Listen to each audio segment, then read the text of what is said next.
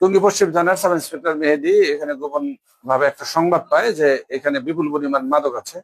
সে এখানে আসার পর সেটা কর্ডন করে ফেলে অফিসার ইনচার্জ টঙ্গী পশ্চিম থানা জনাব মোহাম্মদ আরিফুল ইসলামকে সংবাদ দেয়। তার ভিত্তিতে অফিসার ইনচার্জ নিজে এসে দেখতে পান যে এখানে বিপুল পরিমাণ মাদক আছে।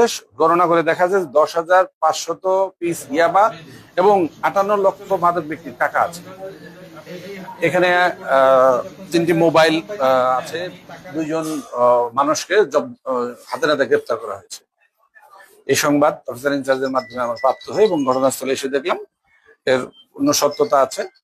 এখন তদন্তের বিষয় এই মাদক ব্যবসায়ীদের সাথে আর কারা কারা জড়িত আছে এগুলো থেকে আশা করি এই তদন্ত করে আরো বড় রহস্য উদ্ঘাটন করতে সক্ষম।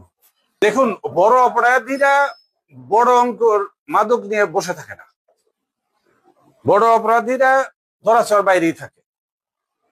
ক্যারিয়ার যারা, তাদেরকে দিয়ে এগুলো ট্রান্সপোর্ট করা হয়। অতএব তাদেরকে হাতে নাতে ধরতেই পারবো এটা সবসময় সম্ভব নয়, সুযোগ হয়ে ওঠে না।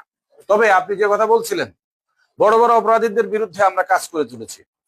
এই গাজীপুর মেট্রোপলিটন পুলিশের সম্মানিত পুলিশ কমিশনার জনাব ইসরায়েল হাওলাদারের নেতৃত্বে আমরা এগুলো ক্রাইম অ্যানালাইসিস করছি।